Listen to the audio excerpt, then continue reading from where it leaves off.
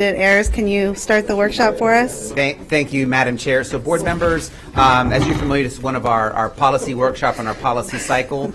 So we have some board member policies we'll begin with. One of the first ones is if you remember the workshop we had on AI, where we spent some time and a request was made from the board to relook at all of our policies in regards to AI, and Ms. Fawcett has those to kind of kick us off. But I'm going to throw to Mr. Porter if there was anything we're on policy, if you wanted to just to mention before I throw it over to Kristen or Colleen to get us going. No, Yep. we'll go through them and Perfect. type in what needed. Okay, very good.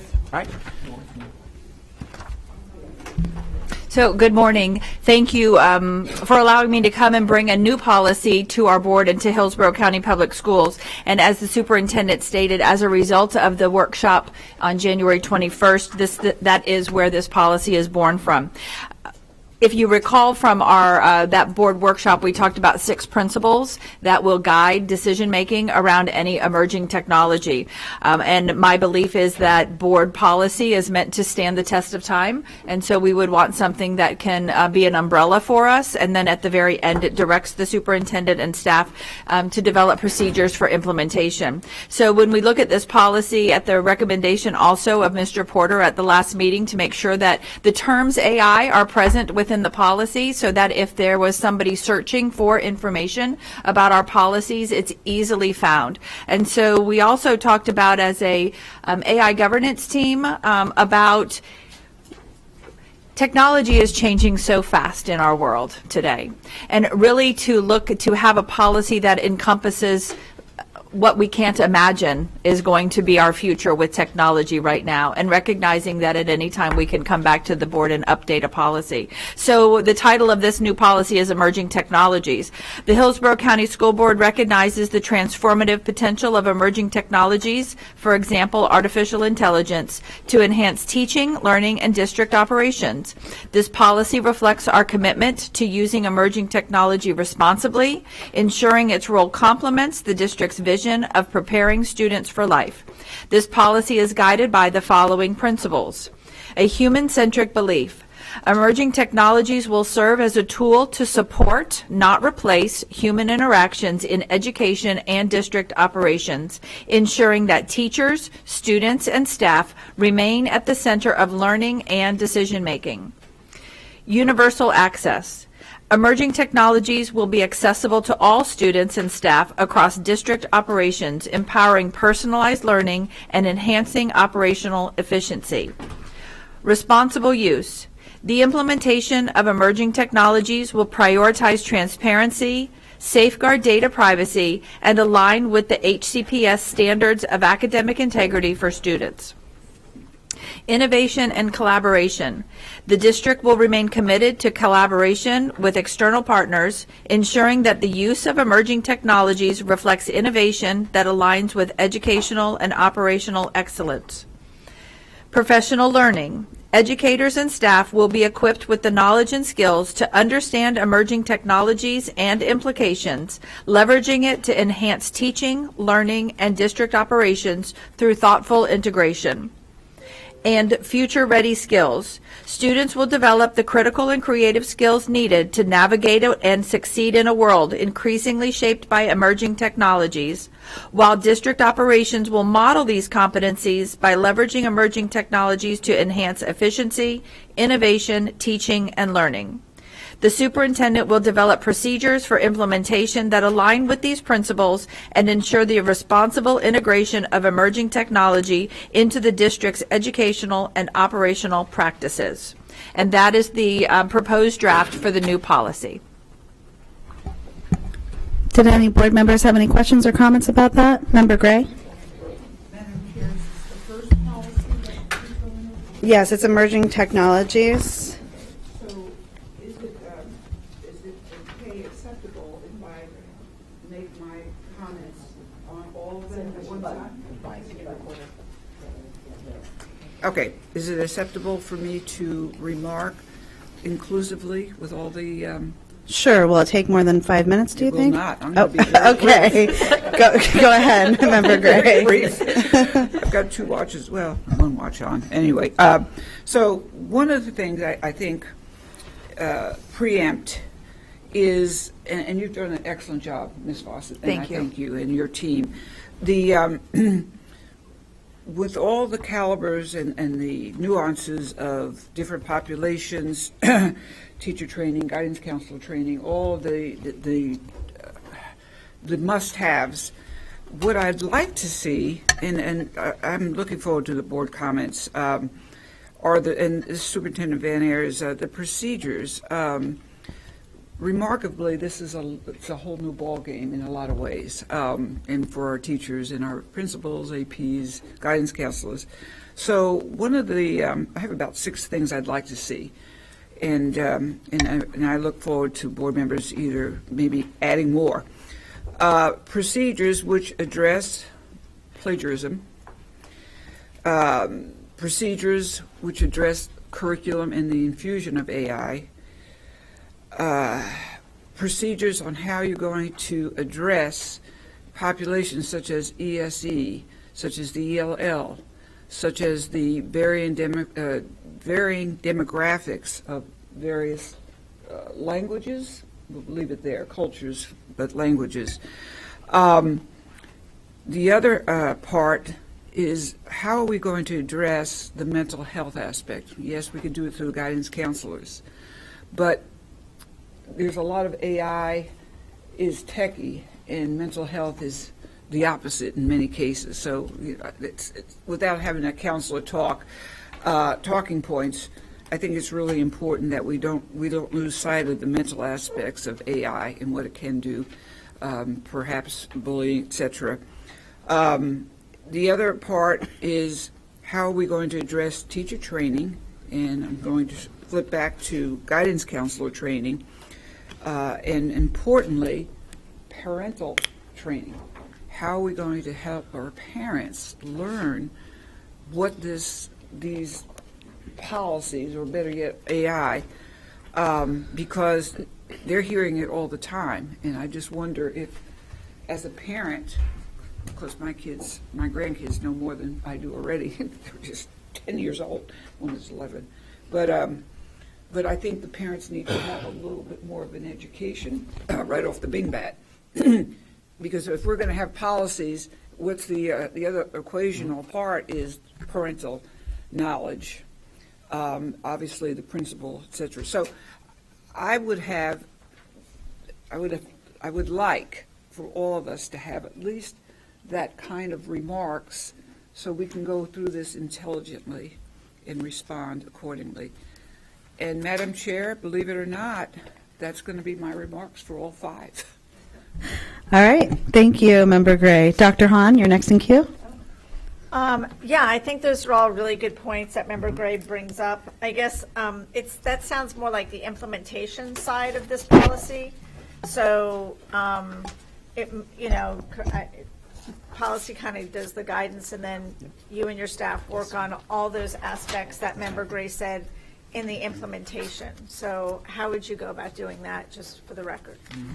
Yeah, so I'll start off. So as you know, depending on what happens with this policy today, so this is a new policy. The next 5 are revisions. So once this policy is then brought forward, once we see consensus today, we'll start developing procedures around this particular policy. So the guidance that we hear from today, and to help us kind of work through the procedures, helps us for sure as we develop procedures around this new policy and the 5 revisions. So once we see consensus today, then this team will start to work through what those procedures then look like, because as you mentioned, Dr. Hahn, that's really where our staff really works is through the policies are written, but then the procedures are what our staff relies on to say how we're going to actually go and work through this. So Ms. Fawcett, anything there? You didn't leave anything out. Okay. Yeah, I think especially around the parent piece, as Member Gray said, that's a really important aspect, because a lot of parents, they're not in positions or jobs where they're using AI, so it's really new to them, and they may not even know what to look for, when their child is doing homework or working on projects. Yeah. And so I think that's important. So if we can address all those things she mentioned in your procedures, I think that would be great. And we will absolutely do so. So I appreciate the guidance on that, and we'll include all of those within the procedures as we start to develop them. Did any other board members have any questions or comments before we move on to the next policy? Okay, I just have one comment, and unless board members say that you're against a policy, I'm going to assume that we have consensus for that to move forward. I know we talked about how it was hard to find one program that could catch all, Chat GPT, or as Member Gray mentioned, plagiarism, but I would still urge us to put forth one consistent application or program that does check for that, that's consistent, that also warns the student before they submit the work that they are they are agreeing to the fact that they haven't used anything that they haven't cited.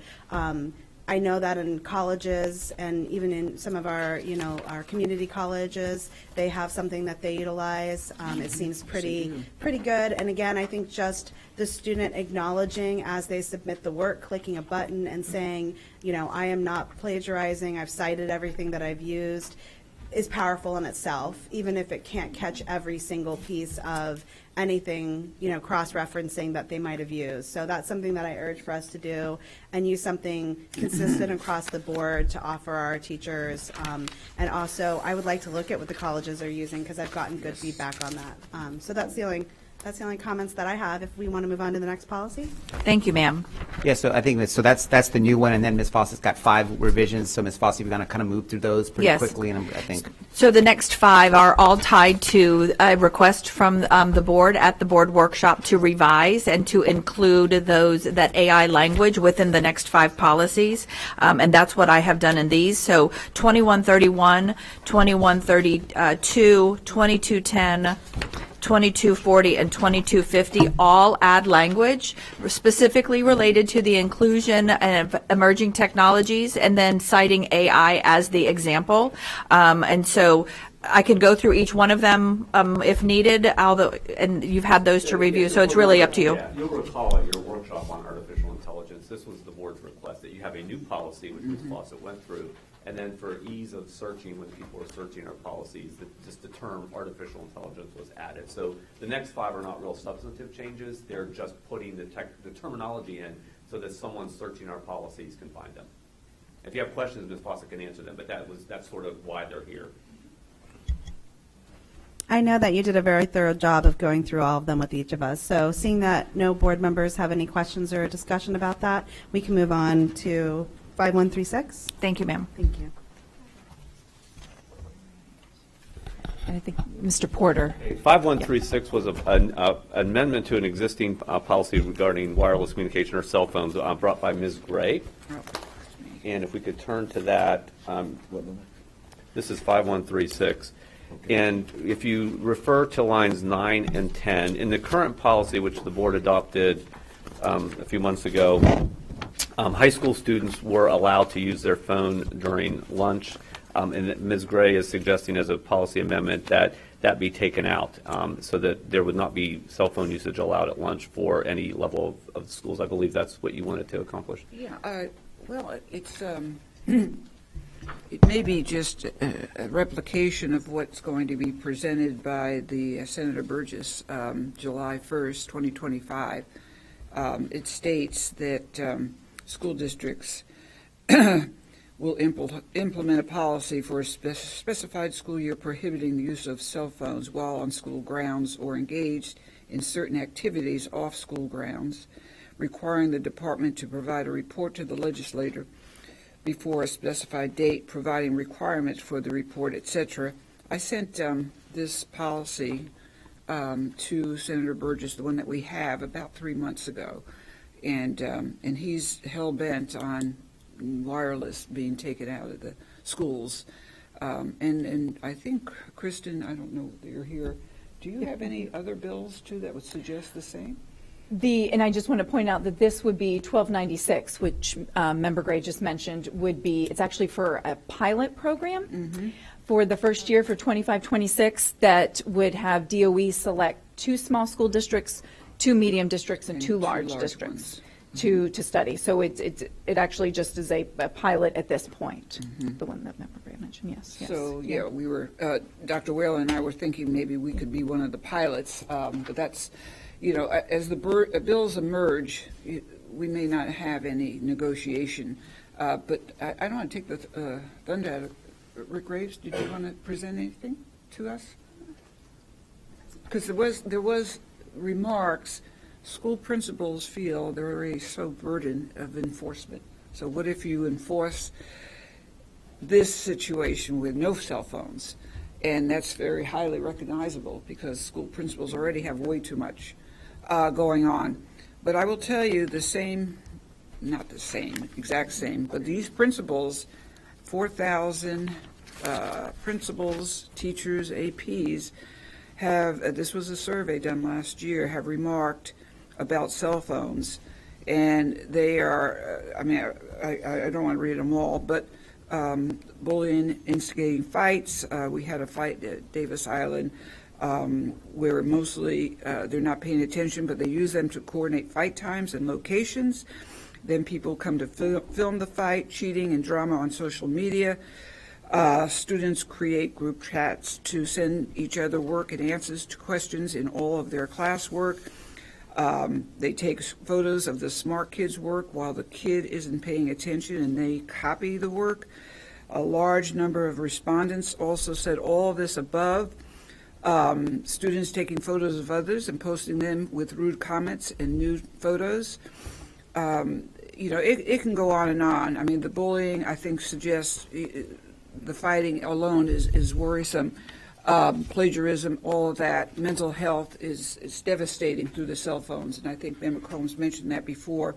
The problem is the enforcement, and that problem has been solved by Broward County and Orange County and 2 other counties in Florida.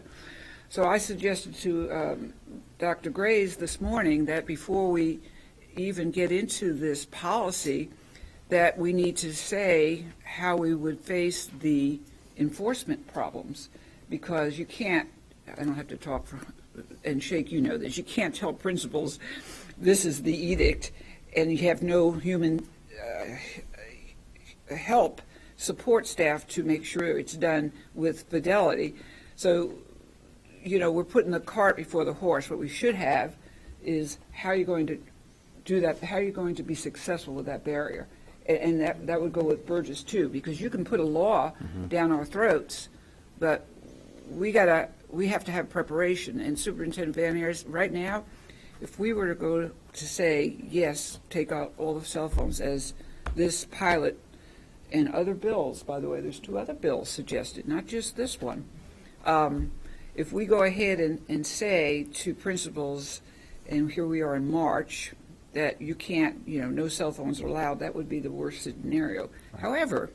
However, if you presented it, such as Orange County or Broward, and I hadn't gotten the other directives from the other 2 other counties, if you presented it, and maybe Dr. Graves, maybe you want to share your view as the chief of schools, how would you present this in the beginning of the school year so principals would not feel, it would mitigate the enforcement concerns?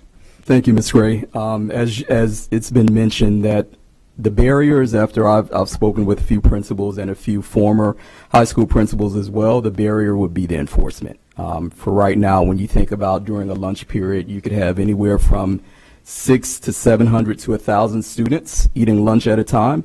So for schools having the human capital to be able to enforce no cell phones during that lunch period, that would be the barrier, and that's what I've heard from several principals and former principals. If this is something that the board did decide to move forward with, then I think it would have to be something that we would have to level set going into the summer and into the fall, where we would be able to openly share with principals the new procedures and guidelines and policies that would be put forward, and give them a chance to be able to orient their faculty, orient their students, inform the parents of the new policy. So I do think it would be very hard to implement at this time of the school year, but if the board did decide to move forward, it would definitely have to be a plan that we would implement in the summer and then moving into the fall. And if I could just add on, I'm not hearing from our high schools, regional soups, or principals that having cell phones out at lunch are causing all types of issues. So I think we just developed this policy 8-9 months ago where we went through and allowed the cell phones out at lunch. I am not hearing at all from our schools that having them out at lunch is causing issues. So I think, the policy we have in place as it is has worked pretty well this year. So, I'm not hearing, like I said, that having cell phones out at lunch is causing our administrators in schools issues having this in our policy. So Yeah, that's just some feedback I I'm would getting. say this, when you deal with mental health and what is happening to our children with cell phone usage and the addiction thereof, perhaps it's not showing on a principal's face, but I can guarantee you our teenagers are in bad shape from cell phone use. And I've been on that human trafficking student online safety committee for 7 years. I got the FBI, got the Hillsborough County Sheriff Office, City of Tampa Police. They are not going to agree with you. They are saying this is a huge mental health crisis leading to suicide. Now, one of the arguments you might want to say is safety. The first thing parents are going to say, you take away my cell phone or my smartwatch. But we haven't done a good enough job with Centegix. Centegix is an instant situation where resource officers are alerted should there be any danger. Newman has girls, whatever. And I understand that. But somewhere along the line, we have to do a better job in showing and sharing with our parents, hey, we've got a security system. Your child should be more concerned with their absolute, if you get an emergency, absolute surroundings, versus trying to dial me on the phone, because emergencies, a shooting, you don't have much time, but we have Centegix. So I think that also, Dr. Graves, has to be part of the conversation. How are parents going to feel? And if I were running for office again, as a elected official, I would think this might be a huge blowback, because parents will say, oh, you're against my son's safety or my daughter's safety. I was at the beauty parlor, and I had a good conversation, but boy, it was rigorous. So, I mean, that has to be also thought of. But nonetheless, I do think as the waves of the bills come through, I think we're going to have to face this, Dr. Graves. Either it's going to have to be a procedure. I think being proactive would be the better way for us to get it together, share it with the board before we are saying, whether it be Burgess or whatever, before we're saying you must. Wouldn't it be better to say how we could, procedure-wise, make this successful? And by the way, I'm county-wide. I understand the principals, and I know many, many of them. I know how they feel. And I know also the surveys, 4,000, this is remarks coming from the survey taken last year. So I can't ignore that either, because they realize the problem. And I'm glad to make copies for all the board members to see these results, because that means something. What are they saying? What are they thinking? They're saying to you aloud, or Gary Brady says aloud, or principals, Katie Rocha. Oh no, Katie's on the whole. Yeah, she agrees. Okay. So I appreciate it, Member Yeah, Gray. all Can right, we I'm open done. it up for discussion just so we can get some feedback Thanks. from, do you mind? No. Would Oh, that no, be no, okay? I'm done. Okay. I'm done. I think I've said All right. enough. Thank you. Member Combs, you're first in queue. Okay, thank you, Chair Vaughn. Yeah, I was really excited when we moved forward with the elementary and middle school. I mean, the cell phone policy. I feel like I have I go to my schools very often. I visit schools, seeing the pulse on things, and I think sometimes we create policies when we're here, and then when you actually implement it is a little bit different. So I think the elementary and the middle was very useful. As far as what happens at the state level, when a law comes down, then the entire state has to do it. I don't really feel at this time we need to be proactive, and I'll tell you for a couple reasons. I think, I spoke to both our area superintendents who are in high schools, Gary Brady and Rob Nelson. I actually talked to him this morning, and then I also called a lot of my principals, and I feel like I have great relationship with the high school principals, and one of the principals that I have the most respect for, amazing, one of our larger schools, they said, Ms. Combs, we have so much to deal with. This is a rule that's non-enforceable. There is no way I can use my time and my resources to sit there and guide the cafeteria, put people, we talk about having less, referrals, less consequences for some students, making sure kids are staying in school. What do? Take their cell phone one time, twice, you got to lock it up. The logistics of that in a school when there's 3,000 students is almost impossible. I think we have to walk before we run. I think one of the things is really the core is to try to make kids being focused on academics. So I think maybe making sure we have pockets or creating something in the high schools where teachers can say, put your cell phones in here, and really focusing on the academics. For lunch, sometimes for a high school student who's 17, 18 years old, that's their only break, and they just want to kind of go down, listen to music, do something else, hang out. We're talking about, kids who are much older. So if you're in a lunchroom, when you walk around, kids are in so many different places. They're in different classrooms. They're outside for a lunchroom. We give them so much freedom in the high schools. So what does that mean? A child who's in one classroom talking to a teacher can't be on the phone, and then somebody who's out in the hallway underneath a umbrella. I mean, I just think logistically.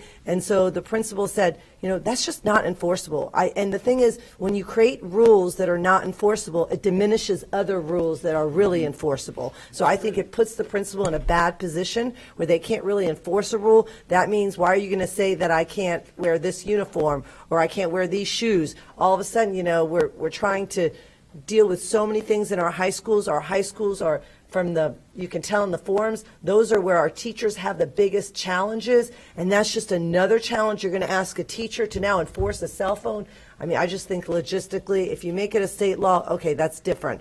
But as far as cell phones being a problem at lunch, no, I don't think so. There's some kids who really have a hard time communicating, and really having the cell phone and releasing that cell phone really helps them. So I think at this time, I'm not ready to take the cell phones out of high schools for lunch. I think we should move towards having pockets, making sure kids are not on their cell phones. I talked to Ms. Fawcett about that. As we move towards curriculum, we want to make sure that kids are not always online or on the computer. We want to make sure they're engaging, communicating with the teacher. We're using, technology, but we have to make sure that we also look at that traditional type of teaching. And this is just a non-enforceable rule for schools that have 2,500, 3,000 students. I think we're opening up a can of worms. That's it. Thank you. Thank you, Member Combs. Member Rendon? Yeah, thank you, Madam Chair. Member Gray, you have a very valid point in that the cell phone usage is a very dangerous thing.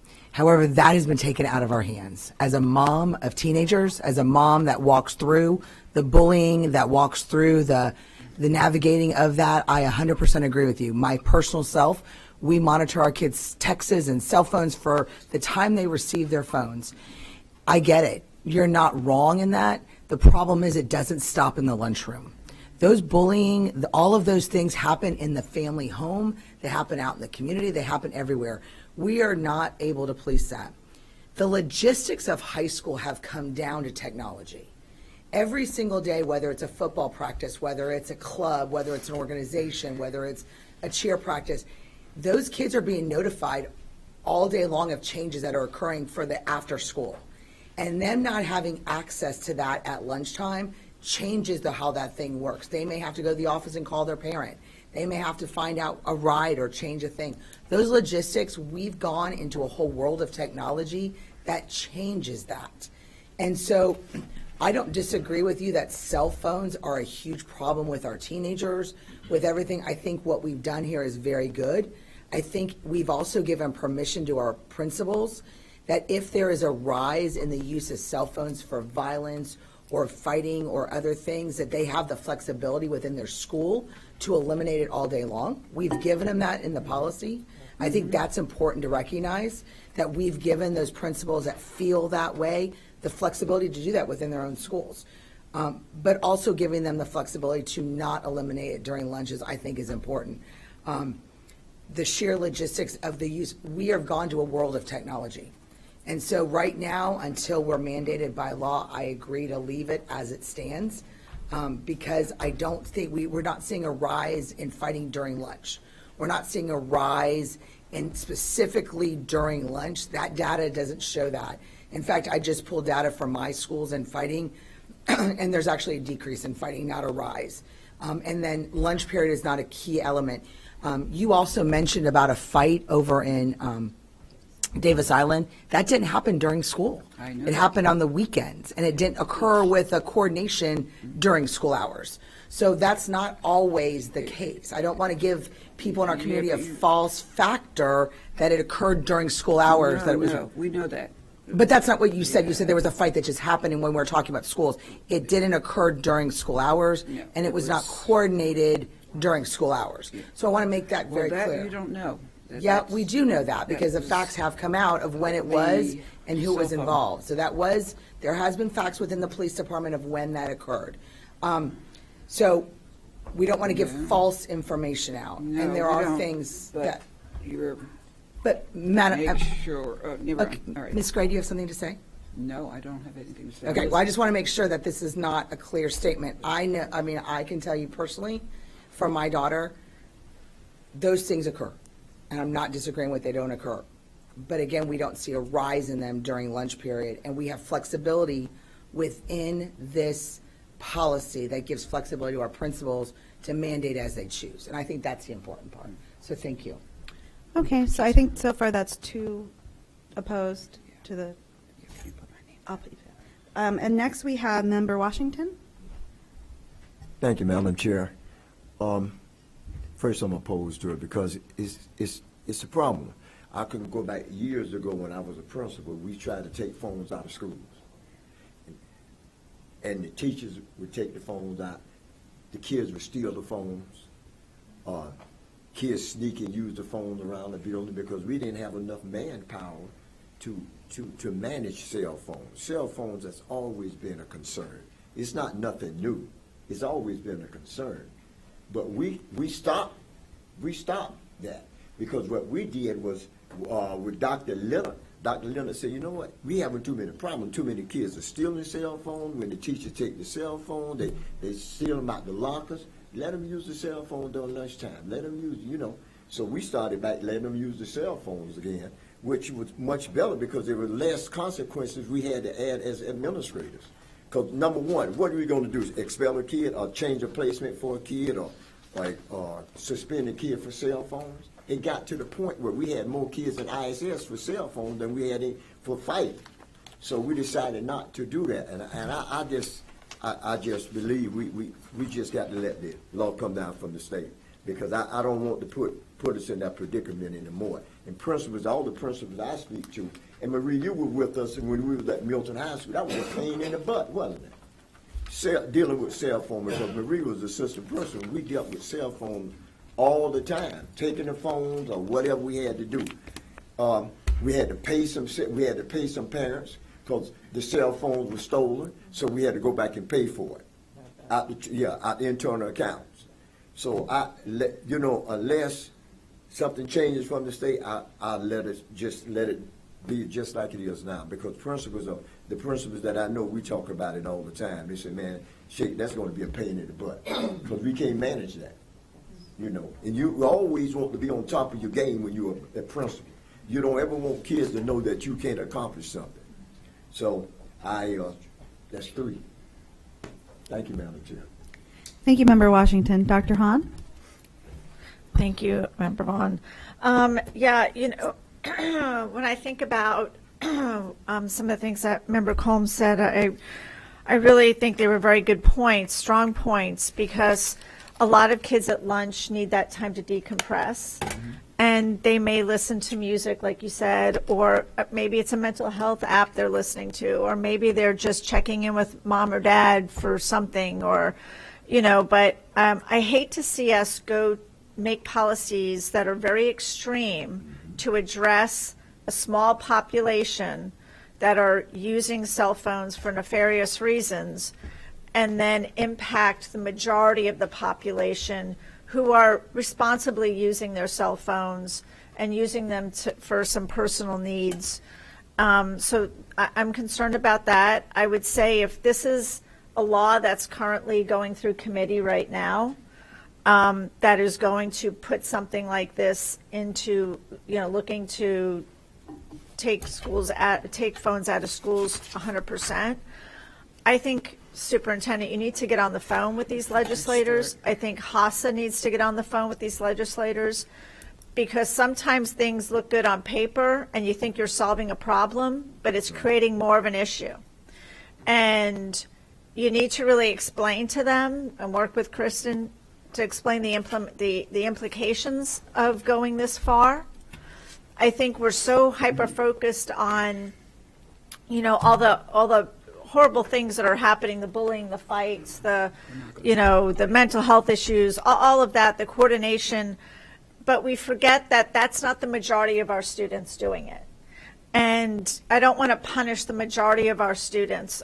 We need the violence and the bullying are not happening because of the access to cell phones. There's a much deeper issue around that needs to be addressed. And if legislators think that this policy is going to address the violence in schools, they are clearly disconnected from the reality of why these things are happening in our schools, and they need to be educated. You know, the majority of legislators are not educators. They're lawyers, they're business people. They really probably only step in their child's school, and if they don't have kids, their frame of reference is their own K-12 experience, which is very outdated.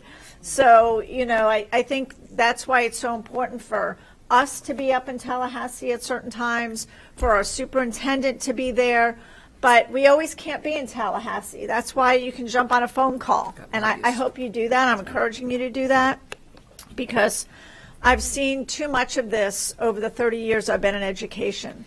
I remember when they were talking about, you know, teacher evaluations, and they put all this in state law about teacher evaluations. They had no idea they had the implications of that, and it was a nightmare to unravel once it was put into statute. So, you know, and the survey I think is important. I don't know if they asked specific questions about cell phones at lunchtime, but I think that survey was done before we updated our policy. So maybe there needs to be another principal survey so that we can get there, you know, see how this policy has maybe, you know, made things a little easier or more difficult. I don't know. But before we make changes to something that's so new, I'd want to get a more updated survey as well. Thank you. Thank you, Dr. Hahn. Mr. Porter, did you have some comments from Member Perez? Yes, Member Perez is listening on Teams. However, it's a one-way street. She can monitor, but she can't speak, so she sent me a text that I'm going to read into the record. This is Ms. Perez speaking. This board member has also taken the temperature of the community, and for many, many parents do support the notion of implementing a policy that minimizes the use of cell phones on school premises in the interest of maintaining security. However, the parents do not want to remove the cell phones from school because they acknowledge it is important for students to be able to communicate with the parents in case of emergency.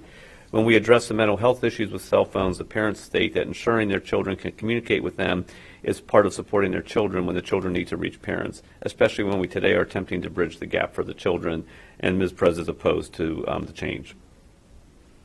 Thank you, Mr. Porter. I just have some remarks, and then I know you're back in the queue, Member Gray. I appreciate, you know, your passion towards wanting to protect our children, but I agree with a lot of my other board members who have spoken today in regards to the fact that, I mean, cell phones are the way of the future, and we're talking about being realistic about AI and what that looks like. We have to be realistic about what's the role that cell phones are going to play in our society. And I do think that banning them altogether is unrealistic. It places a huge amount of burden on our administrators and our teachers, and honestly, while, you know, I had some questions about the original policy, the feedback that I'm getting is even this policy is hard to implement. And I agree with Member Combs in the way of, instead of kind of making this policy more drastic now, what I'd like to do is see more support for the policy that we already rolled out. And if that means having kind of a cubby where there's actual procedures where the kids put their phones in there, then that's something that we should look at. I had a lot of feedback, though, again, from students who said that's not even going to work because there are a lot of school assignments or ways that they have to engage in class that they can only do from their cell phone. And I know we talked about being one-to-one and saying that we have devices in classrooms, but they say that's not always the case. The device cart might not be in there, that sometimes they're not able to access some of the things that they need to for the curriculum or for the tests on those one-to-one devices, and that there is a need for the cell phone. So I think we have to be more thoughtful about it and look at what we already have and how we've supported our teachers and staff in that, and get real feedback in the way of maybe looking like an updated survey to see how realistic it is before we move forward. And from the understanding of what I'm hearing from Senator Burgess is doing a test pilot, which means that, you know, getting feedback to see if this is, something that's viable, that's actually going to work within our schools. So I would rather, before kind of jumping ahead of it, in front of it, see what those test pilot looks like and see, what kind of feedback that we get. Because while I appreciate Hillsborough County wanting to be on the forefront of everything, I also think that sometimes we can sit back and let some other counties kind of test things out so we can see what's best practices for our students and for our teachers. So while I appreciate you bringing this forward and I understand your passion behind it, I also am not supporting this policy at this time. And I believe you're the last one in the queue about this, Member Gray. Yeah, and let me just clarify. The idea of changing the policy is not one of mine at this point in time.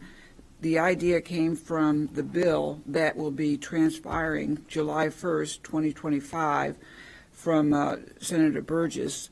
And that prompted me to discuss this with the board, the possibility that we will have to be prepared should this come down to law. Now, do I agree or disagree? The mental health, in my mind, is paramount for the child to be successful in school. And I appreciate, Member Vaughn, for you recognizing that. And I have 2 young children, and everyone, grandchildren, and some of you have children. You know what the exposure they're seeing. You know the mental health. You know the sextortion. You know the pornography. You know the human trafficking does grooming through phones. So we know that.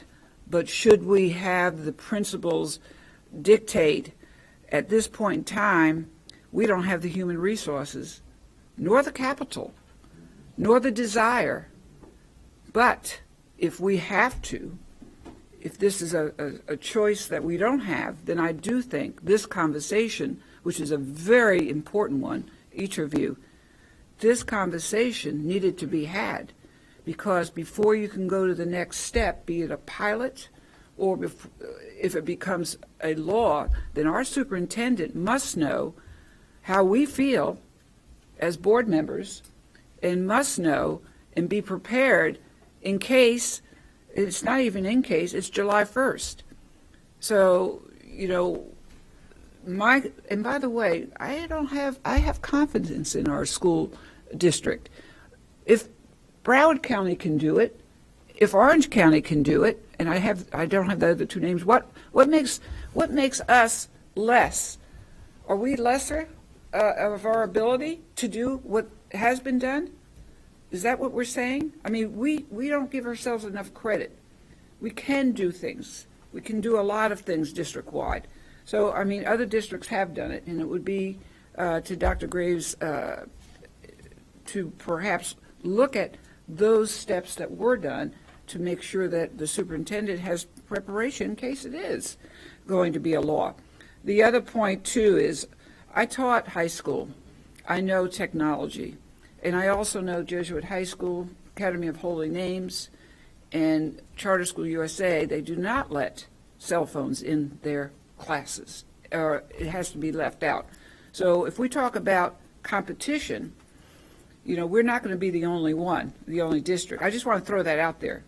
So, I mean, this is not a Lynn situation. This is coming forth from the Florida legislative folks. So, and I think, again, and I'm going to close out, I do think that when Member Combs talks about the huge disenfranchisement and the concern of our principals for doing all the referrals, et cetera, and Shake also, I think that we have to remember that's pragmatic. Yes, that's comfortable, but what's more resounding, and if you are student-centered, what is happening to our children? All right, so maybe it's only 1. Maybe it's only 2 that commit suicide from it, but that's a life lost. So when we're playing around with, oh, my principal, these principals don't want this because they can't enforce it, start playing around with the mental health and well-being of our children. And when we talk about children, in my mind, as big as they get, in Jesuit, some of those football players look big, but they're still children. Those 12th graders, those 11th graders, those 10th graders, They have hearts and souls. So I don't want the board to diminish the importance of a strong mental health parallel that we're talking about. That's what I just don't want that to happen. So, again, I'm open to the pilot if that comes to being, but I also am open for Superintendent Van Ayers to look at ways in case this becomes, well, it is a law in July. Well, I just want to make, so bring clarity to that. So it is a bill right now. So Ms. Davis, you kind of go through that. It's not a law that's coming July 1st. Can you just talk through it? We'll follow that bill. Sure. So just talk through that real quick for the public. What Member Gray is referring to is Senate Bill 1296, Right. sponsored by Senator Burgess. There is no companion bill. It has no committee assignments, and so there's no movement on that. There is another bill that's a House Bill 949 that would align a little bit more with what Member Gray's talking about, but again, that has no companion bill, not even being heard, nothing yet. This says it's effective July. It would be. That's in the bill?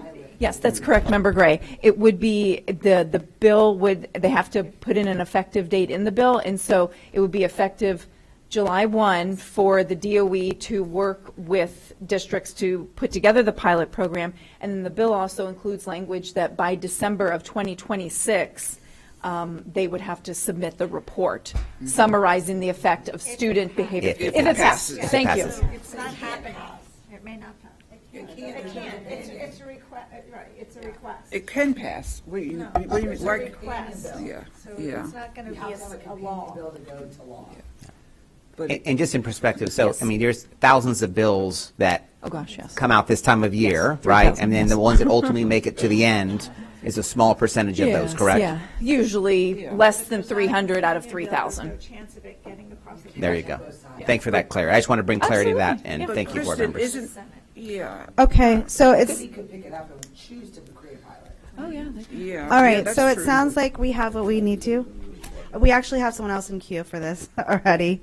I'm just going to say, it sounds like what we needed, so I'm going to take 2 more board member comments on this, but I urge you, we have some more policies to go through. So Member Combs, you wanted to say something, and then Member Washington, if you wanted to say something. Yeah, I mean, just really quickly, I think, first of all, I think that as a board, we're being pretty clear that we don't want to be one of the pilot programs for the high schools. So when they like the large ones, we don't want to, I think we can say that we don't want to be a pilot. I think that's very important. And then the other part is I think we need to go and dig in and contact the high school principals and the administrators and do a survey within and see how they're feeling. Because the feedback I received from all my principals, or almost all the ones I spoke to, they just did not think. And it's not that they can't. Of course they could implement it. I just think that's important. It's not that we can't do it like Broward and Orange County. It's that the principals that's not their priority right now. They don't feel like it was an issue. I think if the principals saw that it was an issue, then it would become an issue and they would be leading this policy. I think that's important to know, that we can do it if we wanted to. We could do anything we wanted to. And I believe, like, I can look at any of my principals, Mr. Harris, Melissa McCoy, Lula. I mean, all my principals are so amazing. They could implement that if they want to. They just choose that that's not a priority to them. And I think often being on site, we forget what it's like every day, day to day, and they know the needs for mental health, and the counselors are talking to them. So it's there's a lot of moving parts there that people are involved. They just don't think that this is a big priority for them right now. And thank you for those comments. So obviously this is a brand new policy that our principals and administration that have driven this policy. We've had a good year with this policy and change it very successful with the changes to elementary and middle and the change with high school. So whatever policy this board brings down, our staff and team will drive that policy. But I do heard from several board members around that survey. So I think, Dr. Grace, if we could do that survey that we kind of heard, that with this new policy, we can outline the cell phone policy, just to kind of get their feelings on this policy, and we'll bring that back to the board at a later date. And lastly, I appreciate Member Gray's passion for it, because I do think cell phones are impacting our society in a negative way. There's just no question about it with the mental health and everything like that. But that lunch break that kids have, sometimes those kids who are like really struggling, that's kind of their release to listen to music or watch a Netflix thing or communicate with a parent or communicate with their psychologist. Sometimes that is the only time that kids can really like release a little bit. So I think we need to look more into that to see if that is really something that's positive or negative, because it might not be something that's actually even negative. So it's just a thought. But thank you so much for everybody's feedback. Thank you, Member Combs. Member Washington? Yeah, real briefly, I have a couple of friends that work at a school down in the area, in Miami area. It sounds good on paper. He said, but they're running them to death because they spend a lot of their time chasing cell phones. I just want to say that. Thank you, Member Washington. So it sounds like we've gotten feedback about that one, and now we're going to move on to 6210, fiscal planning. Is Mr. Lewis? Yeah, to provide context for this, board members, you'll recall you wrestled with this issue at Dr. Han's request a while back, and this is being brought forward to, it had to be fine-tuned. There were some procedural things that needed to be addressed, and Jamie has done that, and he'll be presenting it to you. But this was, you've already talked about this before. This is sort of putting it in the correct form and addressing what needed to be addressed. So it's not new, it's just a different format. Good morning. This is a revision, I believe, from the fall workshop that the board had. If you recall, there was some duplicate language that was inserted into that, which actually led to a 16% fund reserve. And so taking that into account and cleaning that up, you'll see before you a revision of that. And after talking to several members, we were able to also consolidate it. It was very confusing having two different fund balances inside one. Mm-hmm. And so the revision is a simplified version where we have one reserve at 8%. That is a little bit higher than our neighbors. We did research our larger districts in Florida. This would put us above them for the most part.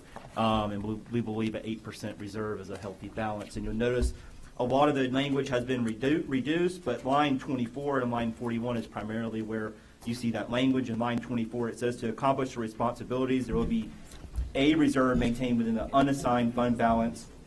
101, the general fund of the operating budget. It's important to understand that this is our unassigned funds. This is our unrestricted funds, is another way to say that, which means that these are funds that are not encumbered and we're allowed to direct them as needed, which allows it to be a true reserve or contingency fund, if you want to call it that. And then in line 41, you see that it says the budget shall include a reserve in the unassigned fund balance of an amount equal to or greater than 8% of the projected general fund operating revenues for each year. And so that is the revision. And board members, again, this just implements what you directed us to do at your last workshop with Dr. Hahn brought this forward. It clarifies the language and implements what the board's intent was. Ms. Davis, did you have a question? Yeah, I just wanted to make sure I do reference that board members are looking at the new one, the new copy. Thank you. So, Yes, because the numbers would be off. What's in your binder, again, was it gets you to the same place, but it was a little more confusing. And so Jamie did a really good job of clarifying this with your insert that you have today. Does everyone have the new one? Does anyone need a copy of it? Mr. Lewis, were you finished, or did you have more to add? Yes, ma'am. Any questions? I'm glad to answer them. Okay, Dr. Hahn, I know you brought this policy forward. Yeah, I thank you, Member Vaughn. I just want to thank Mr. Lewis for getting up to speed so quickly on this and really updating it, because we did look at it. Some of our stakeholders came to the table and said, hey, you're really at a 16%. And, you know, that's, I think we would all agree, robust. And that's not what our goal was when we talked last time. We agreed on 8% was kind of the, you know, where we all kind of fell in the middle of what I requested. And, you know, we kind of compromised and got to this point. So it's not redundant.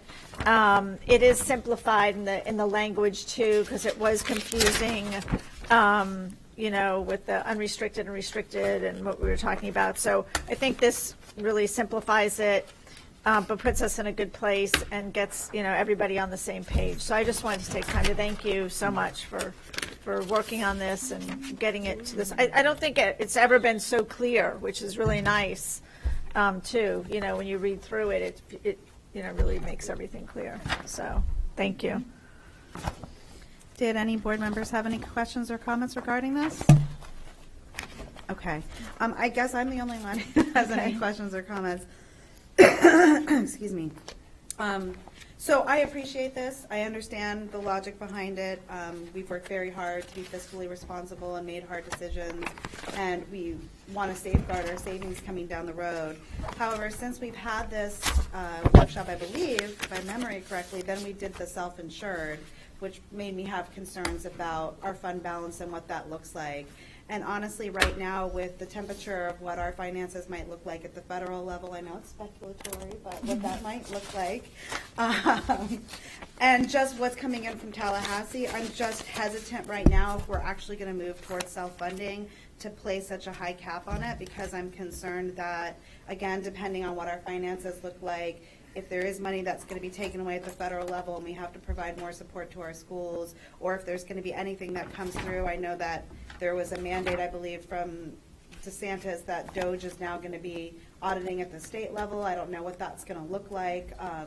So just with all of that right now, I'm not comfortable moving forward on this if we really, as a board, feel like we're going to move towards self-funding, because I know we had originally identified, what was it, the $48 million for the reserves to move forward with that, but that was based on 1 year of claims. That could go substantially up depending on what the health looks like of our employees, and that might be something that's more. So for me, keeping our fund balance at 8% and prioritizing self-insured just feels unrealistic. So even though I love you, Dr. Hahn. Well, can he speak to that? Because I'd be curious, his, how it,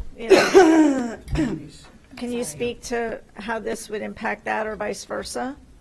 I'm still wrapping my head over a lot. I do think as you look at our fellow districts, maybe one of the reasons they have a lower fund balance, to your comments, Ms. Vaughn, is that they do have to deal with their claim history and all that. That could be a factor. I don't know. I'm not connected with those folks yet. But at 8%, I think the key part is that is 8% at the end of your fiscal year, not throughout. We will obviously dip through the year through our lean months as revenue is pretty fixed, and when it does come in, it doesn't come in. But what's important is the balance in the summertime.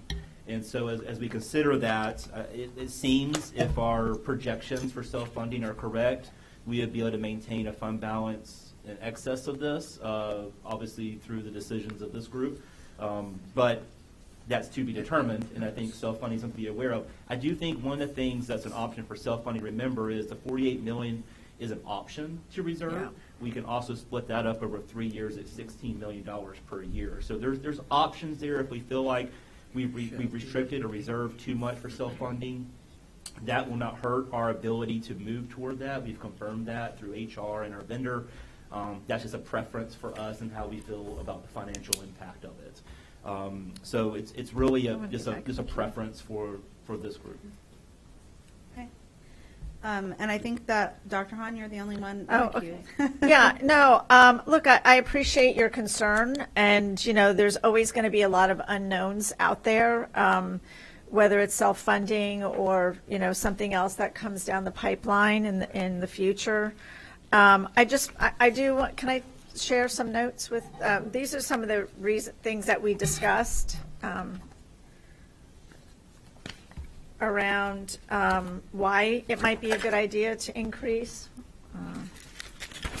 Here's this out to my board members. And I think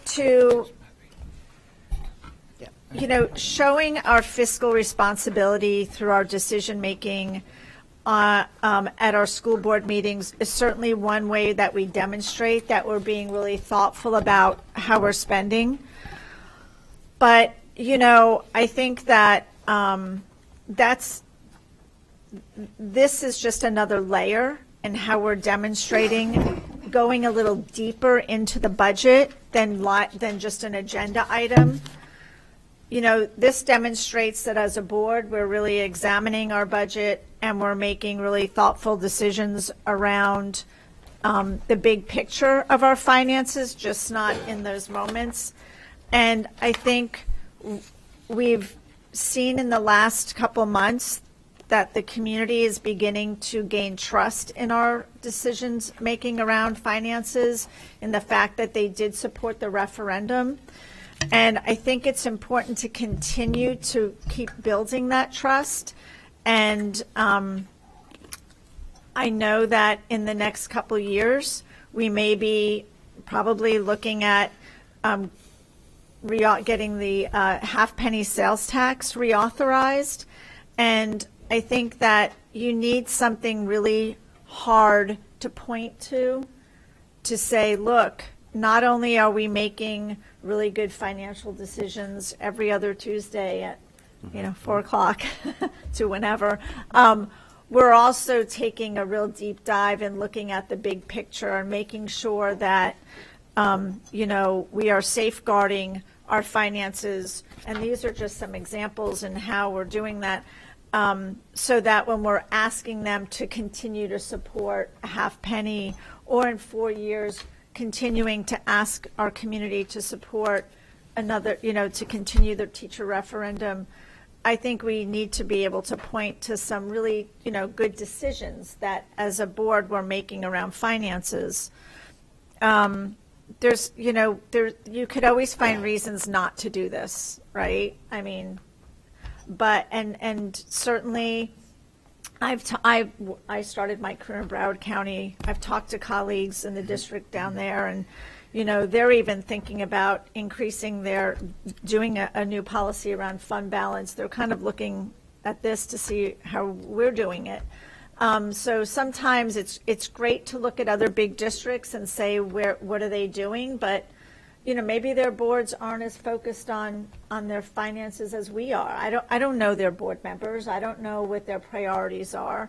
I know this board has consistently made financial responsibility a priority in everything we do, and this is just, to me, another layer in that. So I just wanted to share my notes from last time on this, but that's really all I have to say. Thank you. Thank you, Dr. Hahn. Member Gray, did you want to speak? Yeah, I'm kind of, it's worrisome that I'm a little bit confused. And thank you, Member Hahn, for what you're saying, because I think we've done an astoundingly good job since we did have a astoundingly low fund balance in 2018. So we needed to pay attention to that fund balance even more. All right. With that being said, let me ask you, Jamie, is this, I had the old one, and yet it's revised. So I want to make sure I'm getting the new one. So on line 24, to accomplish. This is the new one. This is the new one. Okay. Look at lines 41 through 43. Got it. That's the critical piece. Yeah. So, and I'm trying to understand, Member Vaughn, because in my mind, when we have a higher fund balance in our general fund, that's a good thing. But you're saying about the self-insured, and I probably am on the same page about that self-insured. I'm just not totally convinced. But help me understand what your feelings, what you're saying about being opposed. I just want to make sure, because I had two policies. This is the wrong one, and now I'm staring down at the right one. Thank you, Member Gray. And I was also frustrated that we're just now getting the new wording for this policy as of today. I know, Dr. Hahn, you've had frustrations with that before, so I appreciate that. From what I'm hearing, it was just streamlined and it was to get us to the same place, but it would be nice to have the wording not right when I walk in so we could talk about this. So I just want to express that frustration. But I don't disagree with many of the points that Dr. Hahn made. I think it does demonstrate that we want to be committed to a healthy savings to make sure that we're being as fiscally as responsible as possible. However, we've seen what happens to our fund balance, and to be quite honest, if you're asking me honestly, as much as I do believe that our fund balance came from a lot of hard decisions that we made as a board, I also think that a big portion of it came from our ESSER's infusion of that, and that's going to slowly dwindle away. And I don't feel confident enough with all of the fluctuation happening at both the federal and the state level with the amount of money that we're going to have coming in, whether it's for per pupil, whether it's for our grants. Right now, I feel like there's a lot of chaos around the money we might be receiving. So I'm worried that we're not going to be in a situation where we're adding to our fund balance every single year at the close of the year. And so for me to keep it at 8%, if we're going to take out 48, which you said we could pay in multiple years, that's an option. But again, that money could substantially go up depending on what our claims are, regardless of whether it's 1 or 3 years. If we're going to use our fund balance as a guarantee for self-funding, for me, if we're not guaranteed that we're going to have enough in our budget to add to that each year, it just looks like we're going to slowly have to subtract from it. And keeping it 8% right now with all the fluctuation is just something that I don't know if is realistic, and I don't want to create a policy that I feel like we can't necessarily hold ourselves to, and maybe I'm wrong about that, but you're asking me for clarity around what my concerns are, and I'm sharing that with you. I mean, from what it feels like, you and I might be the only ones, so it looks like this policy might pass through regardless, but I'm just being honest about what my concerns are. So does that provide the explanation that you were asking for? Yeah, and I appreciate it, and I also, I feel more comforted when we go into the greater than 8%, the more we have in that fund balance, I think the increased buffers, hurricanes, emergencies, and Doge, excuse me, all these are the climate right now is so fluctuating. And to your point, Member Vaughn, when you have a policy, and Kristen, you're doing a great job, Mr. Porter also, we want to make it broad enough so we have these variables taken care of for over a year or 2 years. But if we make it too specific, then we're going to be having to change it. So I think when we get into specifics like how it will be changed, self-insurance will no doubt form a change. Doge, we just don't know. But I get what you're saying, but I definitely like where it says equal to or greater than 8%. That relieves me versus the 3%, which is kind of like on the cusp of no return, which we've been through before. So those are my remarks. I'm fine with this, but notably, those remarks Member Mohan made are not going to be missed by me at all. Whether that means anything or not, I don't know. But anyway, that's just what I'm saying. I appreciate it. I know you're anxious to respond, Dr. Hahn. Member Rendon is in the queue right before you, just for some words. Thank you, Madam Chair. I think it's important to note that this is a policy we already discussed and got to 8%. Dr. Hahn brought it at 15%, and we're just bringing it back with the correct wording of what we already discussed. I want to make sure that this is not new to this board. We've already seen it. We've already done it. And so I think a lot of this has been hashed out. I do want to make some clarification, though, as we talk about self-insurance, and I appreciate the fact that you've clarified that the way in which we come up to the 48% is the review of our previous claims. The 8 million, I'm so sorry. The 48 million is because of the review of the previous claims. The only way that if we look over the course of multiple people and multiple organizations, whether it's county, whether it's state, whether it's companies at our size going into a self-insurance model, it actually has always increased our cash flow and given flexibility in that cash flow, which is not something we have right now. All we're doing is giving away the money to Aetna. Aetna is certainly not filing bankruptcy tomorrow. They are doing quite well, and so we want to make sure that we don't give false information out about the fact that we could lose it. It is something that we do have flexibility in that, and that at the end of the day, this policy is in the end of the year we want to be at 8%. There is flexibility in that throughout the course, but this is a policy we had already talked about long and hard about this, and so I think this is just a clarification, bringing it back to the 8%. And it's the combination of assigned and unassigned funds, which is important to note that we're not taking, that previously it was 3% of unassigned, and so now we're combining it, not just like all of our money. Thank you. Member Rendon, Dr. Hahn? Thank you. Just some closing comments for me. And I appreciate that. Look, we talked about this a while ago, and a lot of things happen in between then and now, and it can change people's opinions. So I appreciate, I respect that.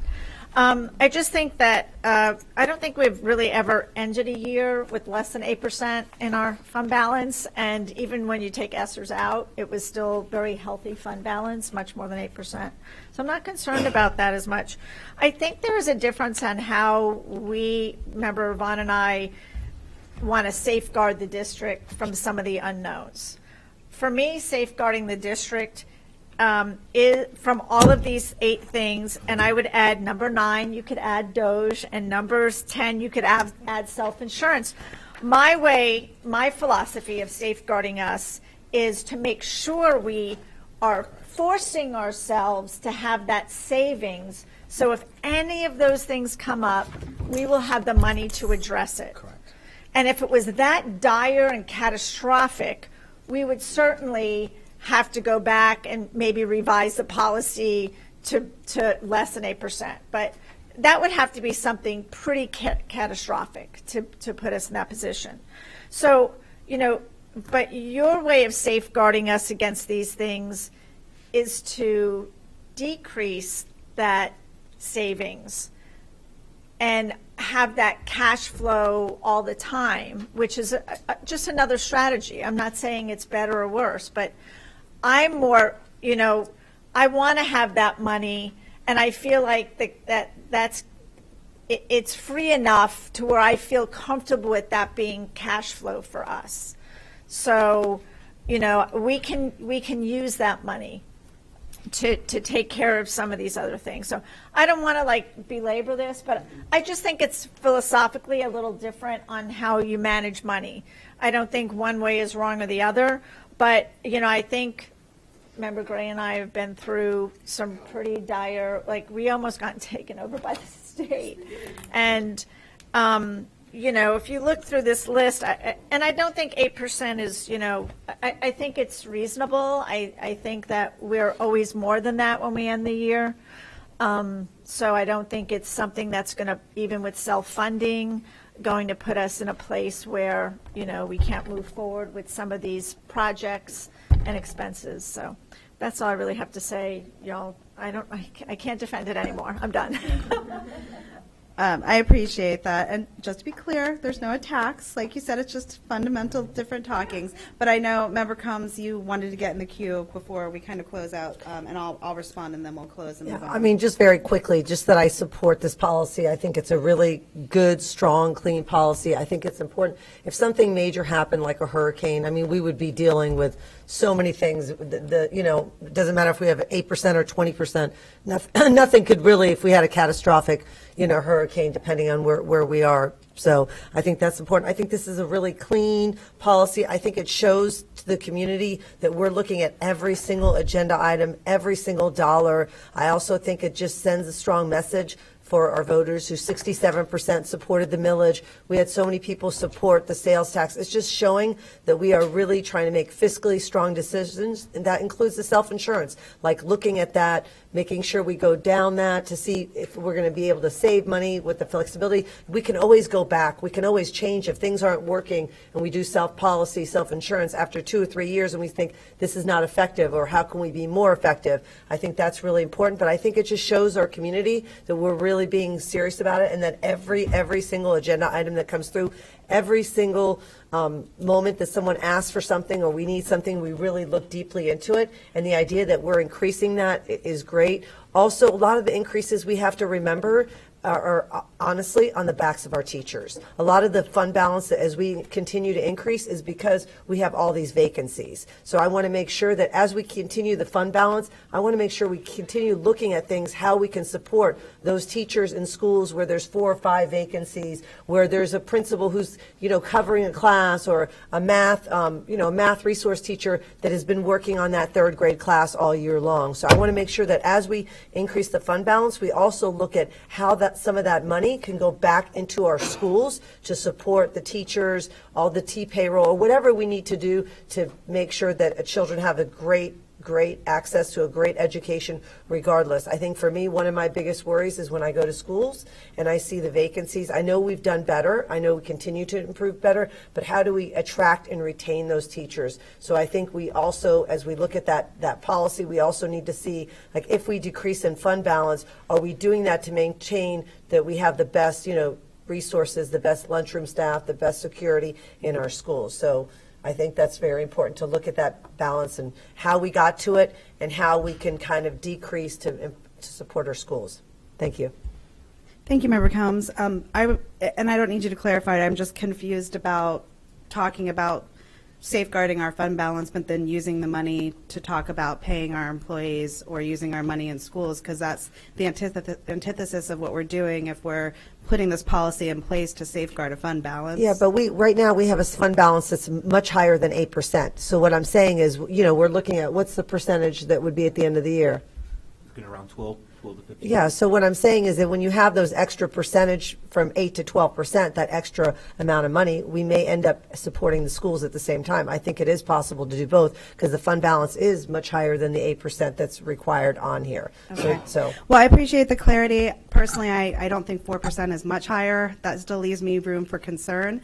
But again, I'm in the minority. It's obvious that my board members feel comfortable with this. They want to bring it forward. I appreciate Dr. Hahn pointing out that just because we disagree about it, it doesn't mean that either of us are less interested in the fiscal responsibility. I do want to clarify, I hope by all means we have higher than 8%. And if it's true that we've closed at 8% in the years previous to me being here, then I'm glad about that. What I've heard and what I saw and what Member Gray talks about a lot is the fact that our fund balance fell so low, we were almost taken over by the state. So I don't know within, the 6 months that happened when the year closed, if there were massive differences. But for me, it's not a matter that I want to spend it now or that I don't want to protect it. I just don't want to put limitations on us because I don't know what that's going to look like. And when we do talk about what our number one priority is and when we talk about vacancies, if that means we have to dip into our fund balance to make sure that we can guarantee a step or pay our teachers or go for our staff and it drops us between 8% or lower than 8%, even at 7%,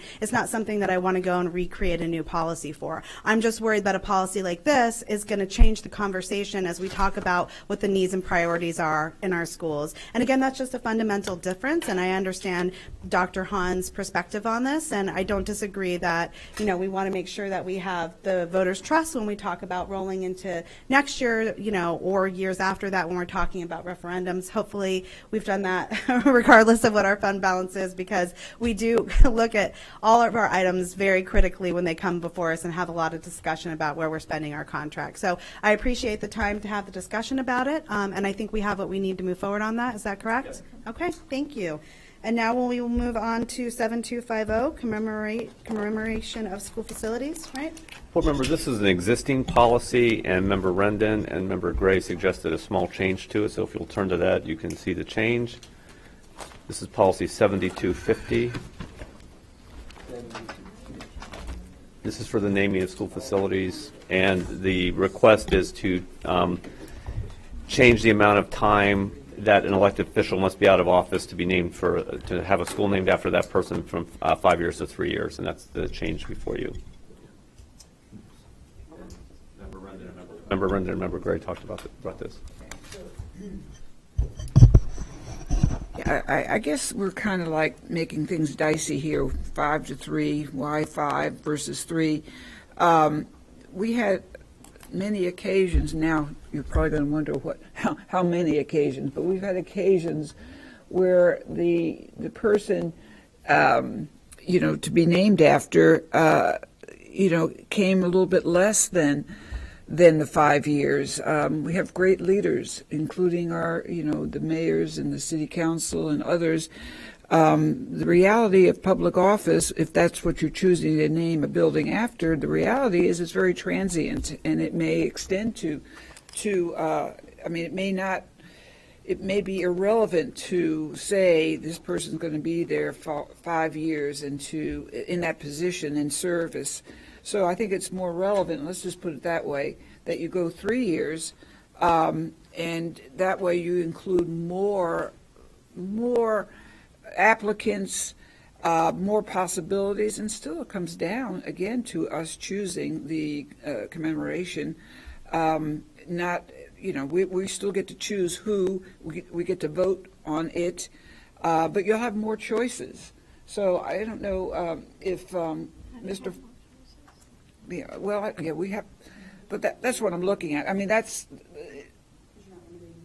yeah, because if you have less years, you have more choices to choose from. This is from being out of office, not in office. Yeah, that's out of office. So no candidate for public office shall be considered, so this is out of office. This is someone who's already served in Already office and has served. been out. Yeah, so, You have to have been out for 3 years. A candidate is not eligible, or a current office holder. I don't know, Member Rendon, if Mr. Farkas or Dr. Graves, you're sitting up there, is there a reason? Do you want to make a remark? There is no reason we are sitting here. We're just here to answer questions. Yeah, and I'll just add, I mean, from the staff side, this is a board-driven policy, and you all are aware, the board names facilities. Staff has, no opinion one way or the other. This is truly board-driven. Board-driven, okay, Chris, you're not going to say anything. Oh, How did 5 years come about? I don't remember how 5 years. You know what? I think it was when Member Stewart, she put it up to 5 years. I think that's when it was. And it was before you. And I always wondered why it was 5 years in the first place. But nonetheless, well, let Member Rendon, you maybe can do a better job than I know. Yeah, so we'll see. We'll see what the rationale is, because I never agreed to 5 years in the first place, but. Anyway. Member Rendon, you also brought this forward. Did you want to remark on it? Thank you, Madam Chair. One of the reasons that I wanted to bring this back to the board to see is I want to bring it more in line with other things that are required of an elected person when they leave. You have certain restrictions, whether it's lobbying restrictions or different things, and I would like to bring it more in line. And so bringing more in line with that would bring it more to a 2 or 3 year mark. I recognize the fact that unlike a position or a job that they could do, this is a permanent thing, so I went with 3 years over 2. But the majority of the rules governing someone who leaves elected office really falls in line with 2 years. They can't lobby, they can't work for certain places, you can't work within the government. Yeah, it's actually written in statute right now as 2. I thought it was 3 as well, but when I pulled it up to double check that, Okay, I'm fine with 3. yeah, so 2 or 3 is where it lined. A lot of things were much more like 2 years before they could do certain things. So I wanted to bring it more in line with 2 or 3 years based upon the fact of any elected official. And I felt a building is something that's going to go on for many more years. So I felt like that 3 years was just a little bit more than a job. So that's why I brought in 3. But I'm open to 2 or 3 depending on the board's feel. Okay, thank you, Member Rendon. Member Combs, you were in queue. Does anybody else want to get in the queue? No? Okay. Yeah, I love that Member Rendon and Member Gray brought a policy in together. I just want to comment. I think that's great. So for me, Here's hope. I'm gonna support that. For if it's, I think for 2 or 3 years doesn't matter. I think it sounds like I know the policy that we had for superintendent or anything wasn't that 2 years. It was. To me, it seems like I would like to do 2 consistent. because it's consistent with all of that. If you don't mind, but if not, then 3. But I think 2 sounds like consistent with You everything brought that else. line.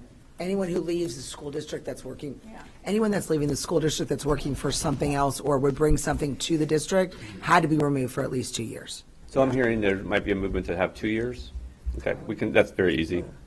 I would say Okay. 2 years. Shaking the head so. here. Okay, thank you, board members. I did want to say, was anyone else in the queue? No? I know Member Perez said that she had comments in the last one that she didn't receive. Does she have any comments for this one? I just want to double check. Okay. Okay. Okay. She's traveling, and I think she's not. Okay. So I just have some questions. You do have to speak, Mr. Farkas. How many times have we revised this specific policy within the 10 years?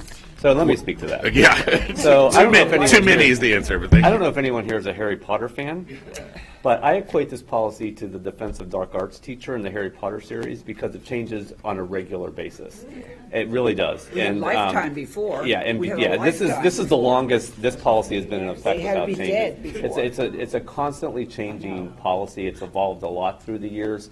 The 5 years was put in, as Ms. Gray said, a while we back. did before. And, Yeah. and there was, it just changes a lot. So this is not uncommon for it to be brought forward with revisions. And I don't know if you wanted to add anything to that. He's not allowed to speak. Okay, I appreciate that. I'm assuming, and I could be making assumptions, that the reason the provision was put in there at all is because once someone leaves office, sometimes there are things that are revealed about them that maybe aren't in good standing, or that we wouldn't necessarily want to have someone named after a school where 2 or 3 years after they leave office, something might come up, which is the reason I think that it was put into place. I don't love constantly changing this policy. I think that 3 years is less than I would like to see, but because I've already come out against one policy, I'm more than willing to change my stance on that to be amenable with my fellow board members. But I certainly don't want to go down to 2, and I'm asking that with this change, we leave this policy in place for a while. If I agree to support it, that would be my request. Well, okay, so we need to get some consensus then. So we drafted the policy at 3. There seemed to be movement to 2, and I think we're just going to have to go around the room and tell me your preference, so we can have clarity going forward when we advertise for this. So if we want to start with Ms. Combs. Say 2 years. 2. 2 years. 2. I really don't have a preference either way, two's fine. Okay. In order to support it, I'm going to say 3. So. Okay, got it. Mr. Weddington, 2. Oh, we Okay. forgot she. Yeah. And Karen, I don't know if she's in a place 2. where she can, all right. 2. Well, So once you're again. on your own, Once so- again. On an island on my own, once again. Okay, thank That's you. okay, Jessica. You're good to go. It's very, very nice casual meeting today. I like it. So now we can move on to 336202, anti-harassment complaint procedures. Of course, I didn't have my microphone on. I'm going to have to say that again. Now we can move on to 33602, anti-harassment complaint procedures. All right, John, And go I ahead. believe Dr. Patton will lead us in that, right? Yes, hi. Good morning. Thank you for the opportunity. So this was an update to a policy to be in alignment with policy SB 8462, student abuse and neglect. But after conferring with legal counsel, we'd like to turn it over to Mr. Porter to give feedback on the revision that was recommended for this particular policy. Well, I think the intent was, after a request from the union, to make this more in line with state law, and I think it does that. And I think they're probably, I'd like to hear the board comments before we go further, but it's the part of the change is needed to comply with state law, and the other part I think needs a little more discussion. So I think Ms. Combs had her hand up, but. Can we Member just get Combs, some, did you- Dr. Patton or Ms. King, could you just kind of go talk through this real quick before we get to discussion, just to kind of catch us up? We're on. Yeah, so this is the current policy is a little bit confusing. Under state law, if any employee of a school suspects or has information that there's child abuse happening, they have an affirmative legal duty to report that to DCF. Yes. The way the policy is currently written, that's not crystal clear. So the intent was to make that in line with state law, so that whoever is aware of child abuse or suspects child abuse is a reporting, reports that to DCF. And the revision makes that clear. There's just a question of why the superintendent was taken out of that, and I think that's the part that needs to be discussed. Yeah, and just to add on to that, one of the things that's really important around this law is the immediacy of the reporting. And so there was a concern that the immediacy of the reporting may not be aligned if, for example, someone says, I called the superintendent, I sent the superintendent an email, the superintendent may not get that email timely, therefore we are not in compliance with the immediacy of the reporting. And so that's why there was the removal of the superintendent and having the principal be the first line that that individual would go to, as well as them themselves having to report. It helped us be in compliance with that immediacy. Okay, Member Combs, you're first in the queue. Yes, thank you so much. Yeah, and I read this. I think this is great, this policy. The only thing that, and I've talked to Mr. Porter about this, is amending to line 206, and it should say the school principal and superintendent. I think it's very important that the superintendent stays involved and that he's aware that I hear from him directly. Also, just like as a principal, as I mentioned, if you taught in a school, sometimes you don't have control of what's happening in the classroom as teachers, so the principal is already, is going to be responsible, as well as the superintendent's not going to always know, but they should be aware, but they should be included. As a matter of fact, the superintendent does have, attorney, the principals don't. I think it's really important to keep the superintendent's name in there. That way you're made aware, because it's just the same responsibility. And around the other districts, Mr. Porter, we talked about this, that it still stays consistent by adding the superintendent, still stays consistent with other neighboring districts, correct? We talked Correct, about yeah. this quite a bit in the last couple of days. Yeah, so basically, this would just make the reporting of the person who knows to DCF, and then also just keep the superintendent in the loop. That's basically the intent of keeping the superintendent's name in here, so that you're aware of it. Is Member Combs' recommendation to change it from or to and? So it would read, it would say school principal and superintendent, and then take out who, Yes. and just leave and. So you're Yes. not the one responsible for reporting to DCF. Yes. The principal's not responsible right. for reporting to DCF. The person who knows about it is, but the principal and you both need to know about it. So, It's so, just- so just for being clarity here, so an employee in this school district, a teacher, to follow this board policy the way it's written, would have to report it to DCF and send me an email and send the principal an email? Yes. That's That's what that correct. says, and I have issue with that. Okay. Yes. Oh, you have an yes. issue? Yeah, And but they again, can't- the challenge is around the immediacy of it. So if it goes to the superintendent, then the superintendent now knows about it and therefore may become a mandatory reporter, so that the superintendent has to report it, That's the not- principal has to report it, Yeah. right? That's not correct. That's, no, That's that's not correct. That's not correct. We've talked about this. That's No. not That's the way it's correct. written. Yes. Whichever employee is aware of the issue or suspects it has a legal duty to report that to DCF. That goes up to DCF. This policy would also require them to let the principal and the superintendent know that it happened. Yeah. Okay. Yeah, well, because they're in the line. So, Member Yeah. Combs, are you finished with your comments? Yes, and as I said, we talked about it, as a board, I went to our school board attorney, because, that's he's working for us. So, and I want to make sure that we are covered legally in every way, and that also that information, it goes down to us sometimes through that. That's how we find out, because then I'm not finding out about things through the news. Because, so it doesn't put the superintendent responsible for reporting it. It just makes sure that everybody is aware of the situation. So what we do here is we're adding another layer for our employees, what we're doing. So Ms. But King. it's been there, the layer's been there, It was you're an just or taking it, before. yes. It was an or. Yeah. If we change it to an and, we're adding another layer to our employee that's reporting now, that they're having to not only report it to the principal, but also to the superintendent. We're adding a layer of work for that employee. I mean, you can even keep it, or, I don't have a problem with keeping it or, I just want to make sure the superintendent stays in there. That's the only thing. I want to make sure for that. My whole thing, if you want to put or and, it doesn't matter. I just want to make sure that the superintendent is included in that policy. Okay. That's it. I don't know, Ms. King wanted to add Yes, to I that. just wanted to speak to on behalf of our employees, keeping in mind that employees at all level, it could be a bus driver, it could be a classroom teacher, an administrator at the school.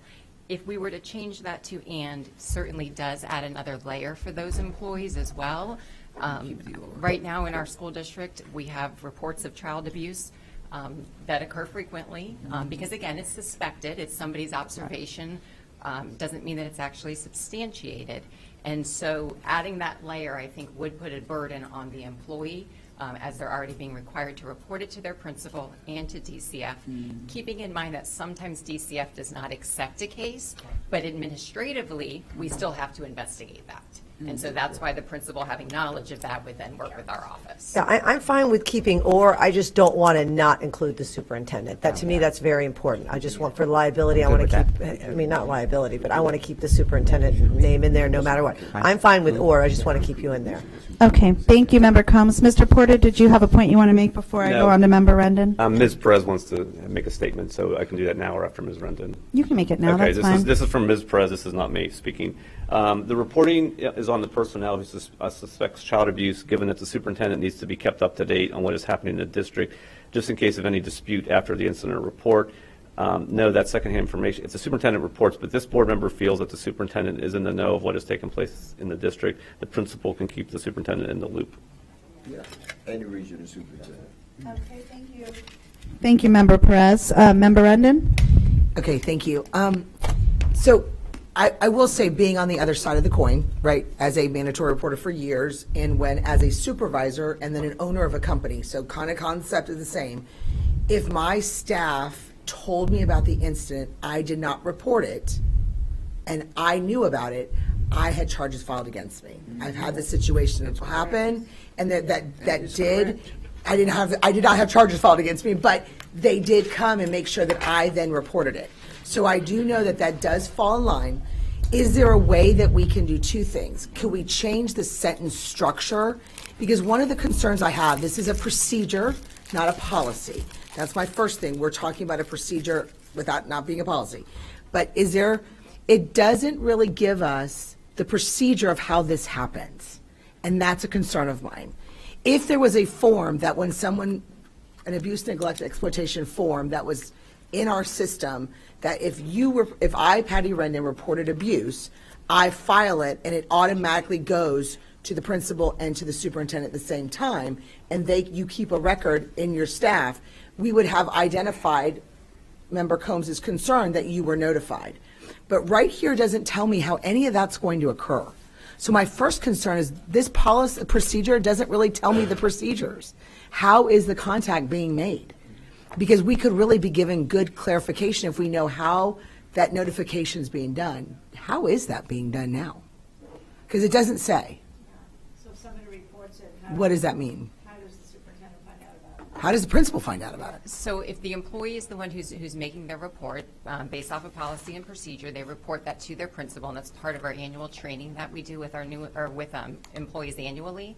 And so the principal then notifies our office of professional standards that an employee has been reported, and then DCF also contacts our office to let us know that a report has been received. Because we also can get reports that might not come from an employee as well, but involve an allegation against the employee. How is that being done? No, but she didn't say that. So you said they do it, but what do they do? Is it a form? Is it a phone call? No. Is it an So it's email? either Where's the tracking? So internally, the tracking is a conversation between the employee and the principal, and then meeting with the principal to ensure that report is made to DCF, either through the hotline or the online reporting form. So okay, I'll be honest with you, I'm very uncomfortable with this procedure because I think we have no backup for employee, superintendent, principal, that anything was done. Hearsay is all it is. And so I would say that I'm not comfortable with any of this until we actually have a procedure that backs up the employee, the principal, and the superintendent that it was actually done. Because there should be something in writing that when that call was made, we know who took the call, the number of the employee that took the call, and it should be on record to back up the employee that they made the call. Principals are doing 14 different things right now, and it could be a very simple, oh, by the way, I called abuse on this. I don't really think it's okay, but I just did it double checking. That's not a report, and there's no way to protect that employee right now that they made that report. So until we have something in writing that backs up the employee's reporting or the principal's reporting, I'm not comfortable with this procedure at all. Because there is actually, when you call the abuse hotline, you're given a number that report was made, and there's nowhere in this procedure that number's anywhere to back up our staff. So part of our procedure in our office is when the principal notifies us that they were informed from an employee that they've made a report to DCF, we have an investigator who's assigned that works with DCF to say that we just got a call from this site, you should be getting this information, it was accepted or it was not. We ask that information from the principal at the time that they're meeting with the employee to make the report. If they do it online, they get an email right back and we have them forward that email to us. Sometimes for practicality reasons, it might not be as convenient for them to do the online form. It may be a phone call that occurs. Sure. But we do encourage, to your point, to do the online form so that we do get an email back. Yeah, but if they don't do the online form, they still get numbers and everything else that we should require something in writing. I'm sorry, when it's abuse, neglect, and exploitation, there has got to be no court of law is going to say, well, I told her. I think one of the key things is that in No, but I've been policy to ECF, 8462, it does outline more of what happens, and that's the policy that comes after we have the one that will give more detail on that. But if it's the pleasure of the board, we certainly can sit down and review this language and the flow of it to make sure that it's clear. And then also make sure that we have in there that what's the process for the superintendent to be aware of what's going on, whether it be through a report or whatever that methodology is. In the event that there's a question that comes up or someone asks about it, we could certainly add that in to this policy. But when we talk about policy 8462, there may be more information there around the protocols around the reporting and how that happens. But there's opportunity, as you said, to definitely improve or update this policy more. I just And we're think open something to in that. writing is protecting everyone. I understand. So I'm going to let Mr. Porter speak, but I do have one question. Is it possible for this to come forward? Does this have to be changed right now? Or is it possible if we decide, and Mr. Porter suggests, that we rework this, is it okay for it to come forward at the next policy cycle? I was going to speak to that issue. I think it's important that this go forward in this policy cycle because as it's written, it's confusing about where the responsibility lies, and I think under state law, we'd be better off bringing it forward now. Okay. But I think, and let me explain, I think, what the intent of the policy is. One, to make clear who has an affirmative legal duty to report to DCF, and so we need to clarify that. And then the goal was also to make sure that both the principal and someone in administration knows about it. That's the intent of this policy. And to Ms. Cohn's point, as Rendon's point, I think we could rewrite it, but I think it needs to come forward. And we could, if that's the consensus of the board, that those two things are acceptable. One, that it's clear who the reporting individual is, and two, that both the principal and administration need to be aware of it. We could craft the language to satisfy that if that's the consensus of the board. Ms. Perez says she agrees with Ms. Rendon. I added that as well. Okay, so I was the next in the queue, and I just want to ask some questions before we go on. Is it possible, because what I'm hearing from Member Combs is she just wants to make sure that in our policy, it states the superintendent is kept in the loop and notified. So, and what I'm hearing, some of the pushback and concern is putting the burden on the employee to be the one to notify the superintendent about that. If we're moving forward with the policy and ironing out, and I do want clarity whether this is a procedure or the policy, because Member Rendon keeps saying procedure. Is there a possibility to amend the language where the principal then has to keep the superintendent in the loop or notify it so that that burden isn't placed necessarily on the employee, but it still states in our policy that the superintendent's office is notified, so it kind of meets both concerns about making sure the superintendent stays in the loop but not putting the burden on the employee, is really my question. And then there's... The answer to that is yes. We could craft it that way. So. And then, is this a policy or a procedure? Because we're approving policies, but Member Rendon keeps saying procedure. So is this a policy that we're talking about? Well, just to clarify, this page 5 of 5, is a part of our anti-harassment complaint procedures. So this complaint procedures really talk about our anti-harassment. This last page is on here because as you're talking with an employee, there are times that this comes up. This may come up. So you see, this is added on as sort of an addendum to this anti-harassment. So the anti-harassment, if you read it, you say, how does that relate to this page 5 of 5? And that's why it says that this is just a gentle reminder letting individuals know that if this comes up, there's a requirement, and it leads you to where it says it's pushing you back to policy 8462, which is the one we're bringing up next, and that one goes through the policies on the student abuse and neglect. But it has a policy number and it says policy. So even though it outlines procedures, we're approving this as a board. Is this a policy? Yes, it's a policy. It's a Okay. policy. And I think Ms. Thank Rendon you. also talked about procedures to, back up the policy, how it's done, whether there's a form, whether there's something in writing. And I But think it is that- a policy. It is currently a policy, yes, yes. This actual is the policy, or the policy is actually in the next one? It's both. It has a It's policy both. number. Yeah, this is part of our this is an existing policy, yeah. I think those are the procedures. Okay. Next in queue is Dr. Hahn. Thank you. Right after Dr. Hahn. So on page 4, You get to speak a lot. on page 4, line 162. Actually, in 151, it's talking about the compliance officer and their responsibilities. And on 162, it says that the compliance officer will provide a written report prepared and delivered to the superintendent, which summarizes the evidence gathered during the investigation. So there is something in here that says how the superintendent is going to get notified. It's going to be through the compliance officer. But that's for harassment. So now we go to page 5 of 5, when we're talking about child abuse and sexual misconduct. I do agree that between 204 and 211, that needs to be rewritten.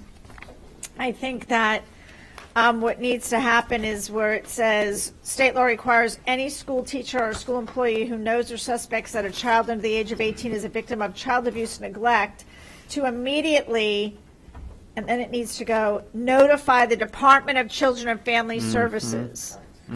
Then it should say, comma, report that knowledge or suspicion to the school principal, comma. Yeah, that's a good point.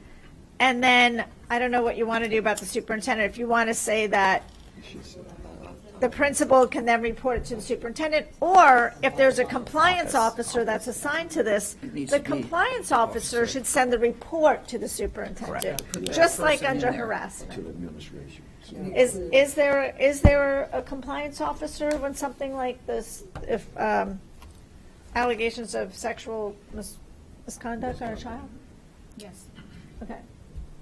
Yes, so the compliance officer, if it was involving an adult, would be our general manager for employee relations, who would be, Right. if it fell under this policy, investigating the anti-harassment. What if it's what if it's child abuse and sexual misconduct? Right, so if during that investigation, the compliance officer were to get information from the employee that led to a suspicion of suspected child abuse, then the compliance officer would ensure that that employee has reported it and also would report that to our office, because that would also launch an investigation. And so then that person should report it to the superintendent. So that takes it off the teacher and principal's plate, who are already Yes, what I want. Yes. super overwhelmed.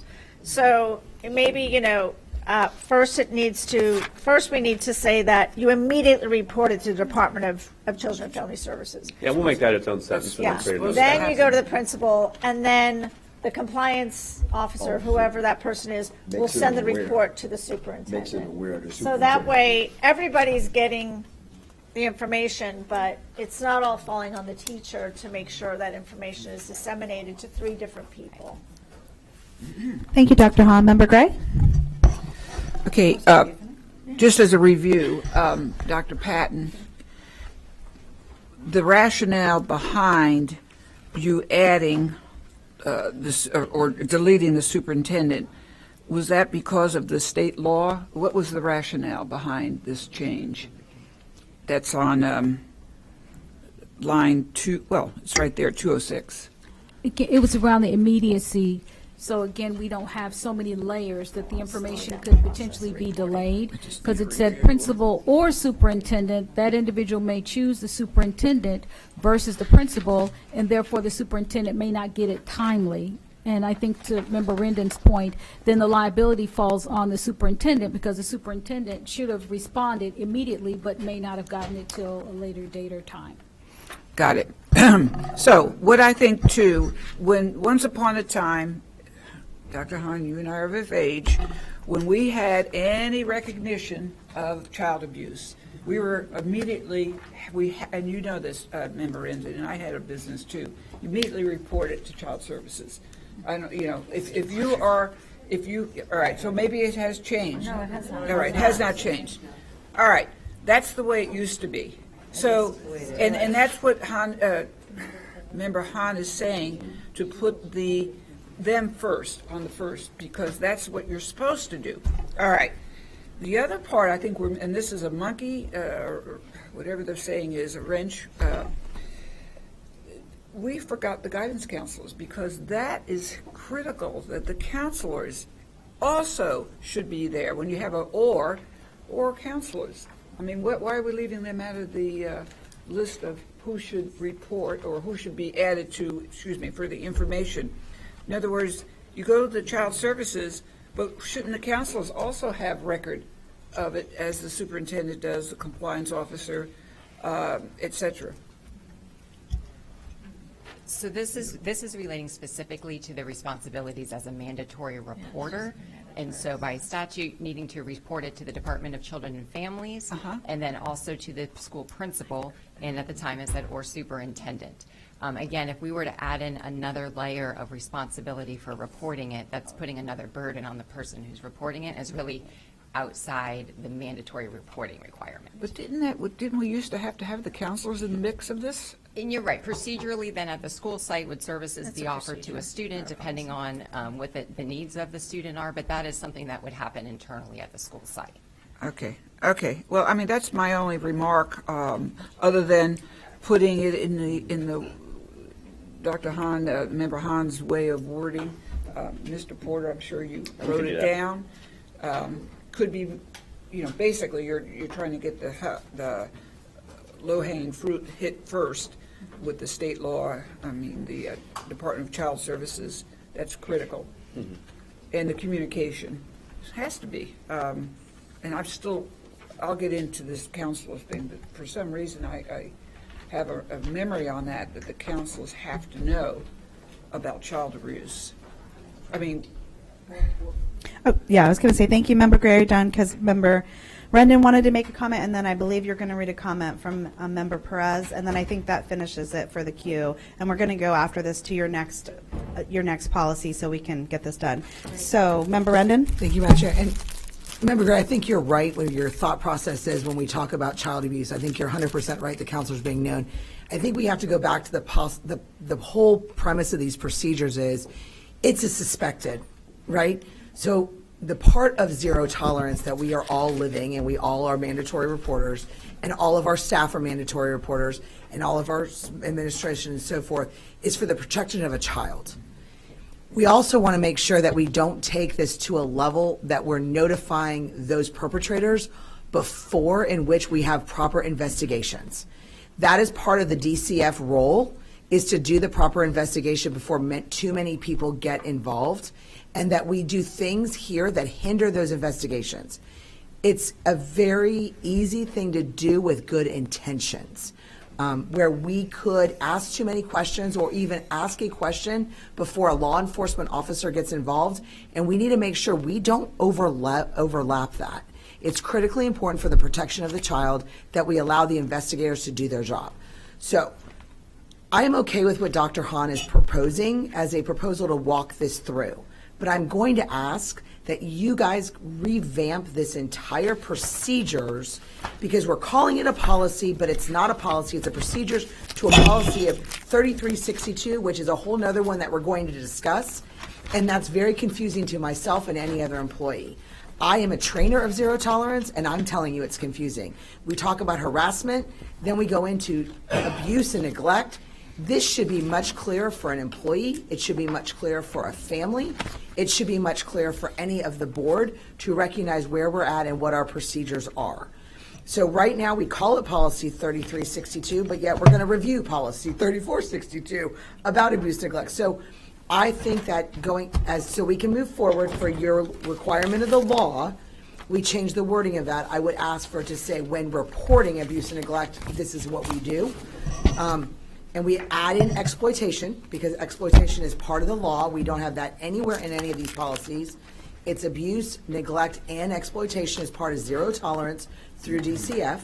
So I would request that, and I would request that wording. But I will say, once we get this passed, I would ask that HR, Mr. Porter, you come back and look at these procedures so that it's clear.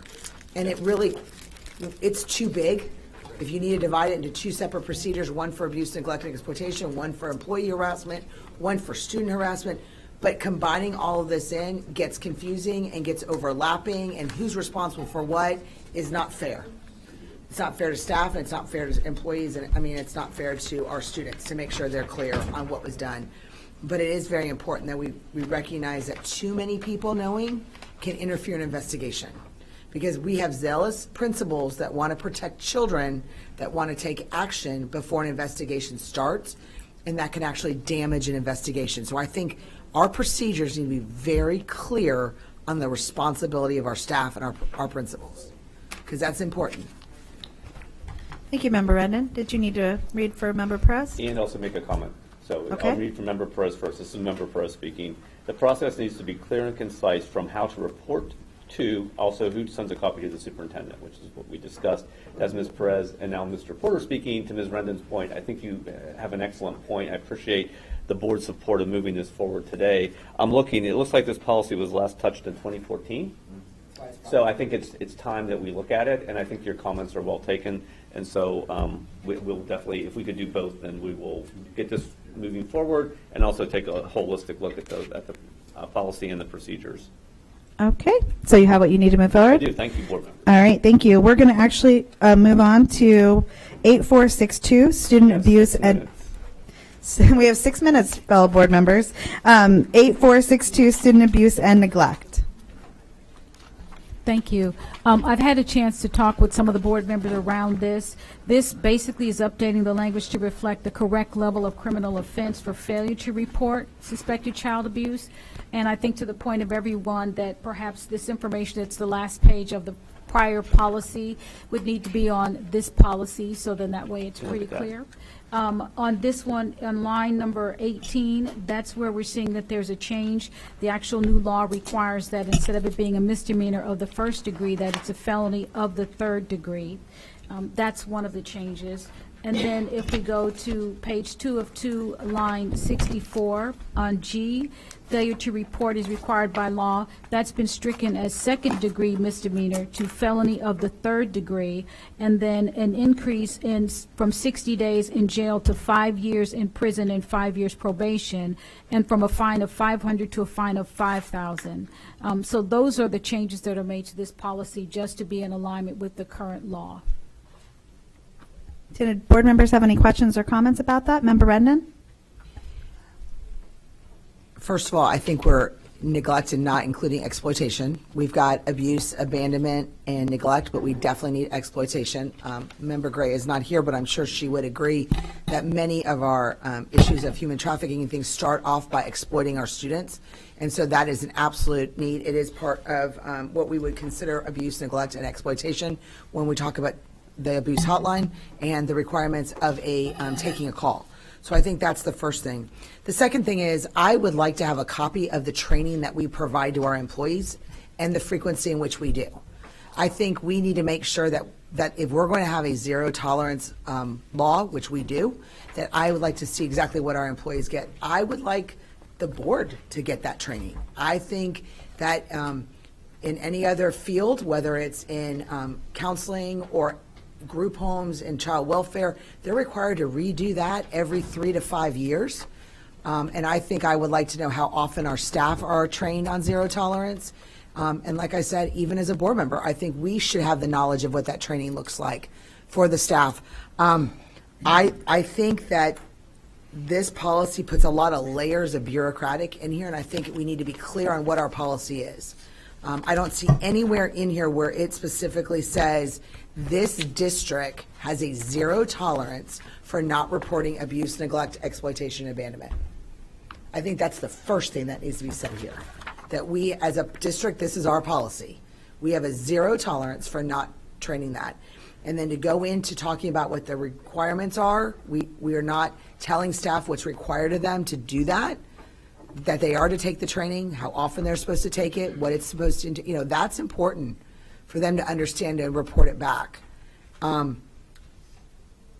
We go into a lot of discussion about whether it's a law and it's not, and I get that, and a felony. They need to understand that they will lose their teaching license possibly forever. They won't be able to work in child welfare. They won't be able to work in they won't be able to be a counselor. They won't be able to do that. You lose your ability to be a provider with children if you don't report this. So there's a lot of things that go into that. So I think it's very important that we definitely do that and make sure, because I think sometimes we get our policies so wordy that we forget what the purpose of the policy is. And the purpose of the policy is we have a zero tolerance for someone not to report abuse, neglect, exploitation, or abandonment. And then add in what any of those other things are. So that's my 2 cents. I would rewrite almost the whole policy, to be honest with you, because I don't think it really says what our policy is. I don't think it says that we have a zero tolerance for not doing it. And that's pretty much the truth of that. And Member Gray, I did ask that we add in exploitation, as in it's someone who, that is one of the key elements to starting human trafficking. So I just want to let you know that I did request that. Looks like we just need a rewrite, period. Thank you, Member Rendon. Did any other board members have questions or concerns? Now, just to Ms. Rendon's point about both of these policies, I think it's important it continues to go forward because we're changing some things, but I think looking at all these policies in tandem is important as well. So, Okay. Can we have a time frame, like, so that we don't, it just doesn't go on forever, whether it's 3 months? no, I think the next policy cycle. Okay, thank you. It's very doable, and I think they're good points. I think it's important that both of these go forward, though. Member Combs, did you have a comment? Yeah, and I just appreciated Member Rendon mentioning to see the video and to find out what teachers are seeing, because I would like to look at that too and see exactly what they're seeing and what they're hearing, because it is so important right now. I mean, with what's happening with our children. So I think that's very, very important. So I would like to make sure we follow up with that and see the videos and see the content. Thank you. Okay. So it looks like you have what you need to move forward, that we're also going to talk about further revisions in another policy cycle. I know we had one more policy. Is it possible for us to bring that back at the next policy cycle? Are you amenable to that so we can wrap up on time? Yes? Okay. Superintendent, is that okay with you? Yes, ma'am. Fellow board members, is that okay with you? Yes. Are you going to talk about that policy? I just want to say one thing. Yes. As long as nothing has changed, because I want to make sure that, that that animals are still staying no matter what until we change Okay, that. so we're going to go into this No, we don't policy, need to which go is what into I'm it. going to say about. As long as I know that it's not going to change from that, like we stay as we are right now, and therapy dogs are allowed. I'm just having some concerns of my schools. I don't want tomorrow for them to say they can't be there. As long as we stay until we discuss it, that's fine. That's the most important thing. So yes, there still is a provision in there. There's some overlap on the policies, but the policy that, as it exists now, if we wait till next cycle, allows exactly what you're talking about. Principal discretion and principal approval for policy for animals in schools. No abracadabra. Okay. That's all I needed. I need it for a few of my schools. All right, so we are bringing that policy back. Okay, with that, this workshop's adjourned.